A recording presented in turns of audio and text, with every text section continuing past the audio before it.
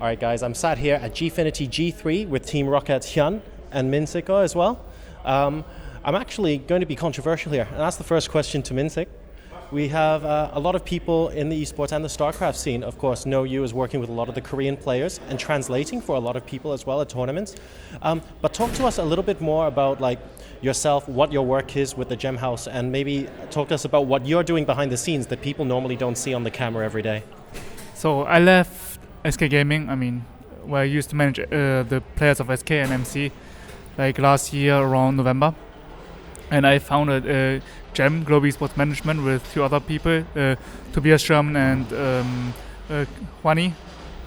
So what we do is that we have several talents and pro players under contract that we help to make more money and get bigger and like to get more professional.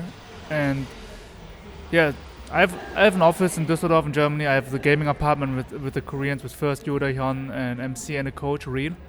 So I take care of business. I'm not translating that much anymore because I try to shift over to get more business things done and to make the players actually more money in the end. So yes, that's what I'm working on right now. Like doing some merchandise things for the guys and getting them more professional.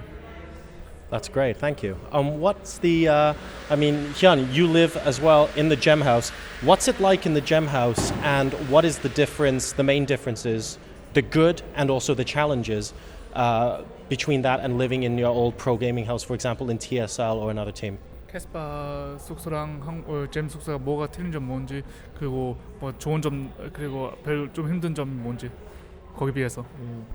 난 캐스파 때는 뭔가 좀 타이트하게 이제 스케줄을 소화했던 것 같고, 근데 그거에 비해서 이제 유럽에선 지금 G.E.M 숙소에서 지내는데 이제 좀 자유롭고 무엇보다도 이제 많은 유럽 여자를 볼 수 있어서 그게 좋은 것 같아요.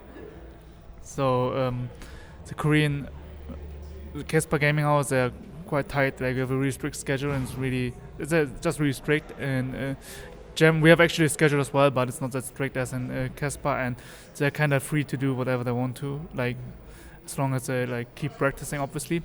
And he obviously likes to be in Europe because of the girls that he can see, like the European girls. Yeah.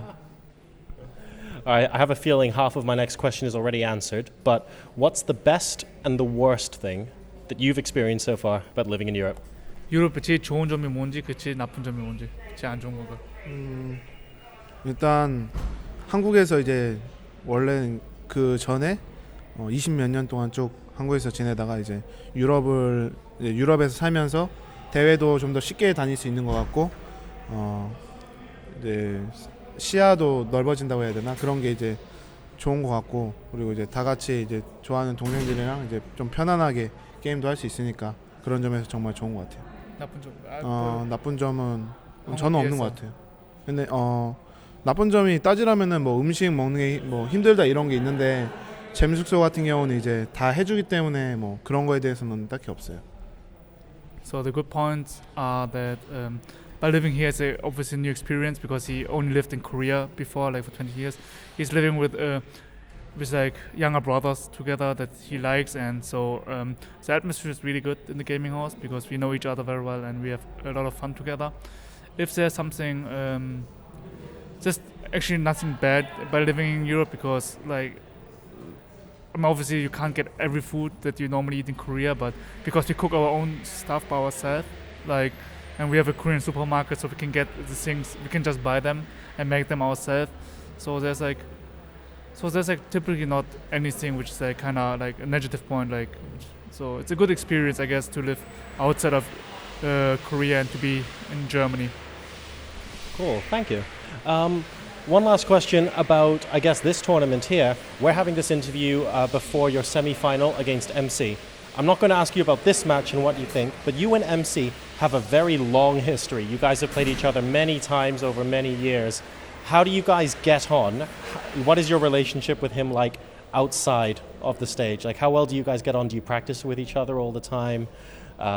What's it like facing him? 민철이랑 다음 4강에서 만날 건데, 그리고 옛날부터 계속 만나고 했는데 그 무슨 관계인지, 너랑 민철이랑 그냥 게임 빼고 게임 옆에서 그 연습도 같이 많이 하는지. 일단 민철이를 알게 된 거 이제 거의 5년 되는 것 같은데 이제 같이 그 전에 이제 다른 팀에서도 같은 팀원이었고 그래서 이제 지금 유럽에서 살게 된 것도 이제 민철이가 이제 도와주고 이제 형이 도와줘서 이제 그런 것도 제일 가장 컸기 때문에 그리고 최근에 뭐 드림에게서 제가 해서 저도 이렇게 기분이 안 나쁘면 몇 명 안 되는 선수예요. 그래서 뭐 4강에서 하게 됐는데 저도 뭐 괜찮고 이기면 기분 좋고 좋은 게임 하고 싶어요. So they know each other for almost 5 years. They used to be like teammates back in the days at NBC and StarCraft 1. So he's like one.